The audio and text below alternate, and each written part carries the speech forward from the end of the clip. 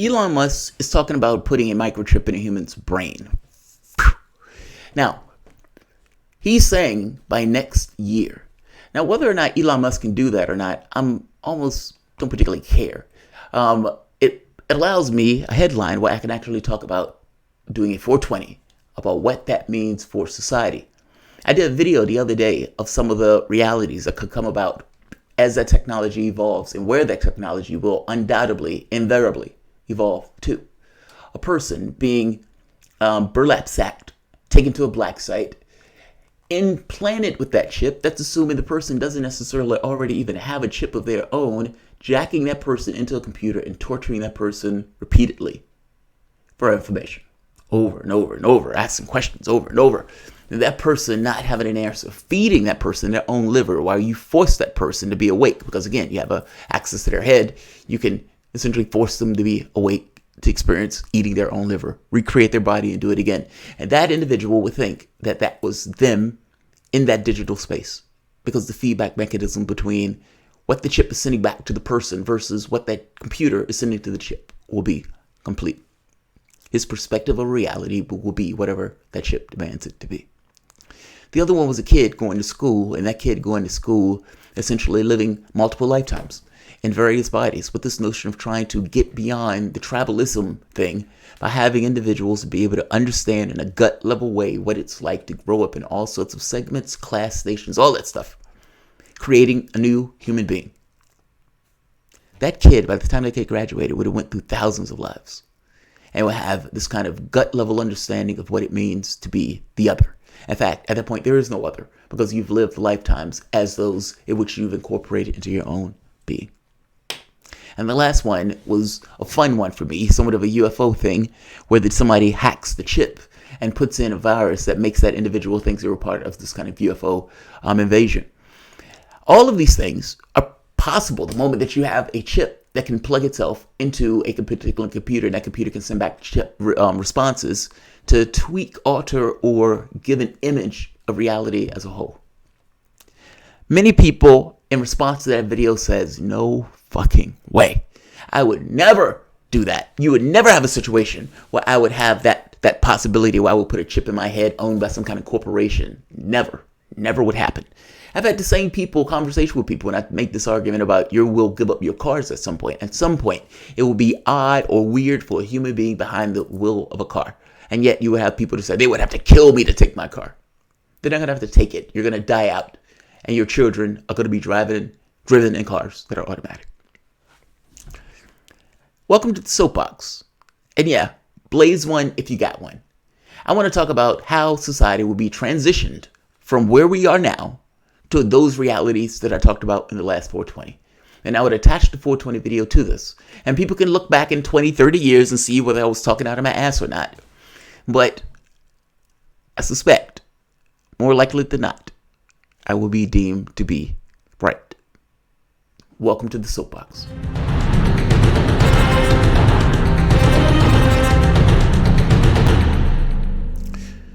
My name is Jamarl Thomas. This is the Progressive Soapbox. Guys, if you enjoy this content and you feel yourself coming back here often, please like this video, share this video, and subscribe. Also, you can always support through PayPal or Patreon. This channel is often brought to you by you because, for the most part, they demonetize pretty much all of these videos. So, I appreciate your support for the channel, and I thank you for it. This is a Blaze One If You Got One episode. This is a put back doubts, inhibitions, and all that stuff, and just float. Just be. I understand that some people may have issues with pot and everything else, but this is a lefty channel.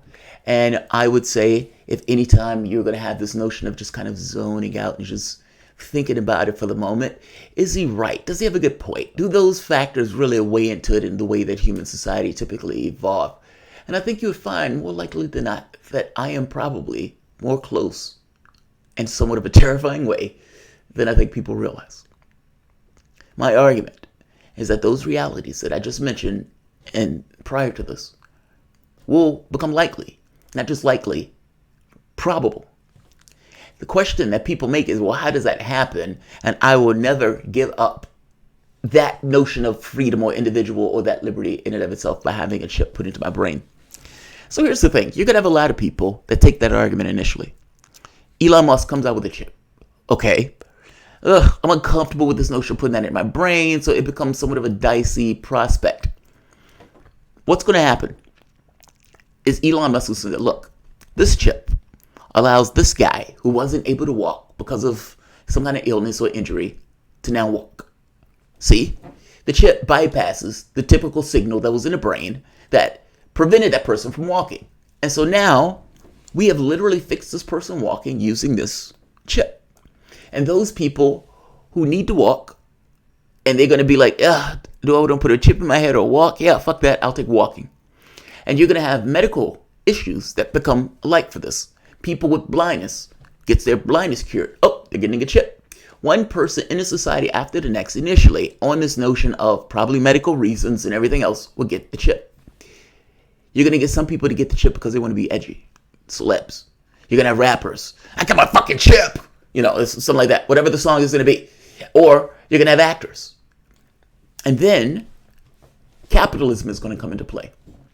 Because what they're going to find out is people with the chips may be better workers. The ability of the chip, depending on what that ability is, to be able to access information, to be able to write or do things on the computer itself without needing the keyboard and so forth, those people are going to be in direct competition with people who don't have chips. And the people with chips, if it's in a capitalistic thing where I'm choosing the person who's best for my job, you may have several jobs that no longer have people without chips. Slowly, society will change. And that chip that became so irregular at one point becomes more and more common. More and more people get it. Some people get it, teenagers, because they want to be edgy. Some other teenagers get it because they think, well, look, I need to be able to do my schoolwork and everything else, and more of this lesson plans need this kind of chip stuff. And so, yeah, more likely than not, I'm going to get the chip. I don't see all the dangers that my family sees with it. Just like in the same way for the civil rights stuff. If you grew up in the 60s, you have a certain context of the world, particularly from the standpoint of civil rights, that if you grew up in the 2000s, you probably don't have. The same thing is going to be true for that chip, just like it's going to be true for that person who's getting rid of that car. It will be slow at first. It will be people who deal with medical stuff. But eventually, this chip cured my blindness. The chip allowed me to walk again.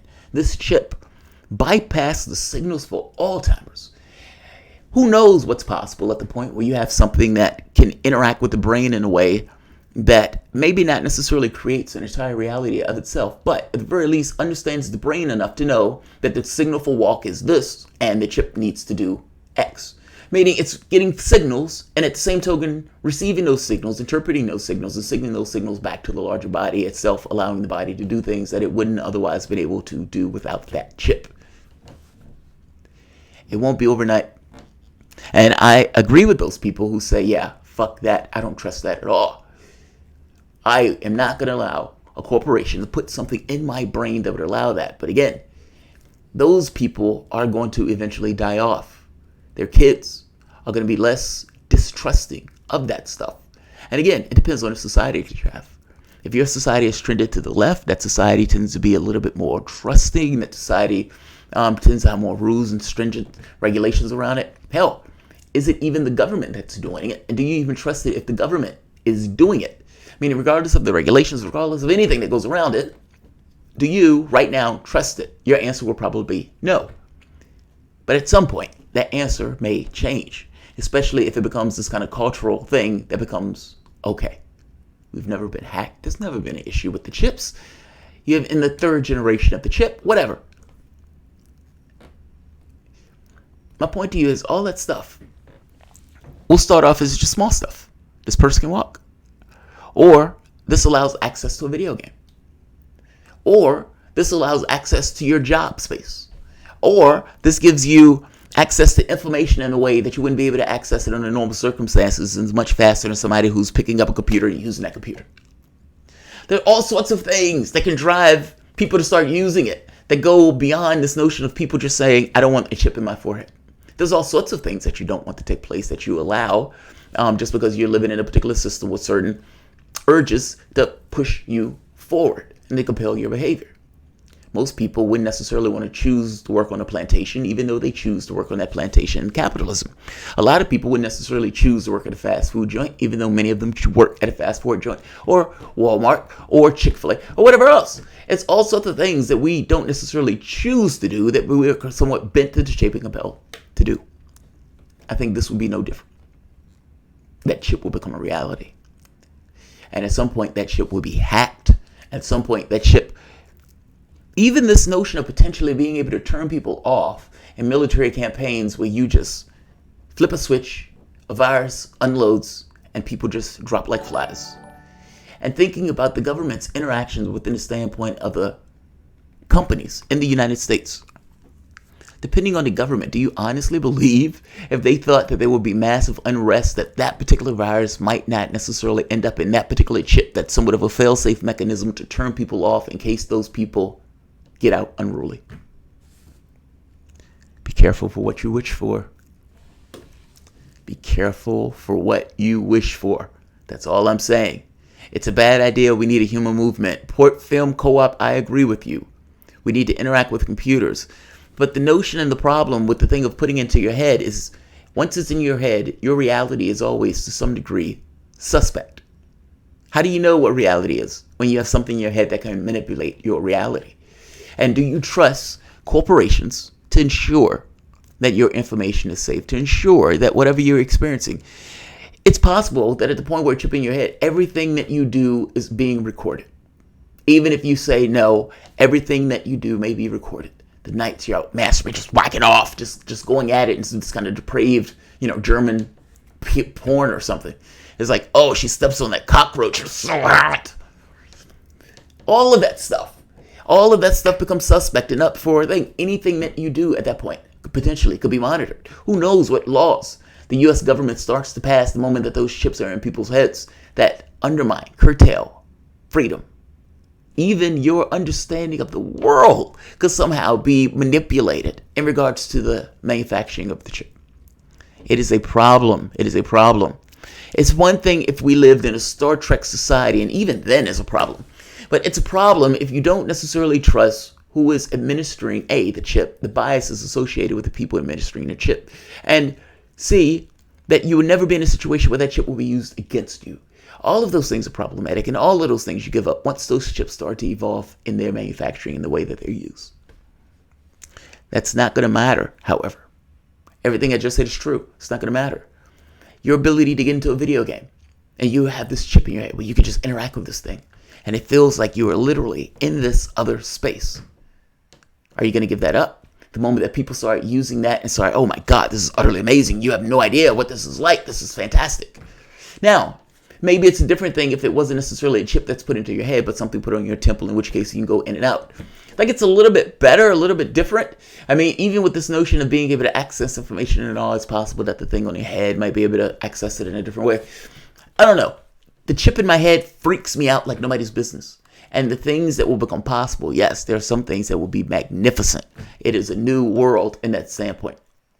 But think about the dangers. Oh my God, think about the dangers. Think about the dangers. Makes me want to watch Black Mirror again. And yes, Trudy, it does, right? It does. But this is my point. Black Mirror is so freaky because Black Mirror is so close to reality. Elon Musk is talking about next year. Even if it's not next year, if it's 5 years. The fact that it is in existence or in discussion to be in existence where there will be this ability for you to interact directly to a machine in a way that is not, the intervening thing is gone. Something in your head, piece of technology. Be careful what you wish for. Be careful what you wish for. All right. Like, share, subscribe. I just wanted to talk about the transition. People saying this will never happen. This will never happen. It's like, no, not only will it happen, the forces that compel it are as natural can be, are at work currently in our own system. There will be companies, people would be like hesitant at first, but again, you get a medical market, meaning from the standpoint of the medical industry. Because think about what they're doing right now with Tesla. Tesla it's hard to evaluate because Tesla is batteries, but it's also cars, and it's also, it's not one particular thing. The chip will start off as not one particular thing. Yes, you may have certain capabilities that you can use it for, but they will get all sorts of financial investment in that chip technology. And that chip technology will grow. It will grow. It would proliferate because people will be like, oh my God, we have the ability to interact with computers directly. Now, again, a lot of people would say, particularly old timers at the time would say, okay, that's freaky. I don't want anybody mucking around in my head. But in the beginning, it would be medical. Medical is the most logical place for it to be, especially when you have people who are going to be grateful to be able to see again, to be able to walk again, to be able to talk again, to be able to get rid of depression, depending on whether or not I think he kind of jury-rig the processes of an individual. Thinking processes might be boosted. You might have the ability to access information from the web almost kind of at a whim, as opposed to having to go and download it. All sorts of stuff become in play, especially if you have a computer that is an intermediary between you and your brain, meaning that chip may be the thing that needs to interpret brain signals and translate that into something that a computer can know what it is and what to do with it. That will start off very marginal at first. It will be minor. It will be meager. It will be, I can move my arm, and it understands what it means to move an arm. But once you get tons of investment in this and companies looking to make a massive amount of money off of this, you will have all sorts of companies trying all sorts of things, trying all sorts of breakthroughs to try to get some kind of internet AI. And then you will get a standard set of tools that they would be able to use that for the most part, most brains can orient itself around where the brain will be able to talk to the chip and back and forth. It will grow. And once that grows, oh God, you're off to the fucking races. I mean, at that point, you're talking about changing reality. The moment that your chip gets to the point where you can interlock it into a game and the game can understand the person and create a world that the person gets. All of your signals are electrical. All that you are. Everything that you see, hear, touch, taste happens in your brain. Your brain is encased in a dark shell. And yet you have all of this vivid life and everything else. And you participate or you experience this as if you're acting in something. And you just assume that the something that you're acting in is real and it's physical matter, but it's real to us, but real as a flat, fat, absolute in all world terms sense. And we don't necessarily know that. We don't necessarily know what we are. We just know that we're plugged into something that we call reality and life. We grow up in it. So because we grow up in it, we take it to be just kind of the world. This is what the world is. And fair enough. For us, it is exactly what the world is. We don't know that in a higher sense. The chip takes that further and says, look, we can spoof these electrical signals, meaning the signals that your brain gets that interprets the world. I lift this ink pen up. I feel this weight. I can see the things around me. Those are just electrical signals. They're always going through your brain. A lot of that stuff is just filtered out because you don't need it. But if the chip can say, you know what? I know what it feels like, or I know how to send a signal to its brain that says he's holding an ink pen. And it sends that signal to my brain, and in my head, I think I'm holding an ink pen. You're just sitting down in the chair somewhere. In the brain, it says, I know what it is for a person to be on the beach in Spain and have wind hitting their face with a light breeze and so forth. And the person interpreted those signals as such because I have this toolkit where I can send signals using just objects and subroutines. And the person just sitting there thinks he's in Spain, running in the breeze. Guy may be in a wheelchair. Doesn't matter. Running in the breeze. From his standpoint, his world, his reality at that point is being fed to him by a computer. And you can look at it and watch exactly what he's doing in a computer just like you were watching a video game. Because for all intents and purposes, his consciousness was being fed into a computer, into a video game. That's the point that I'm making here. Those things have all sorts of evolutions, and it will evolve to that point. It will get to that point. It has to get to that point.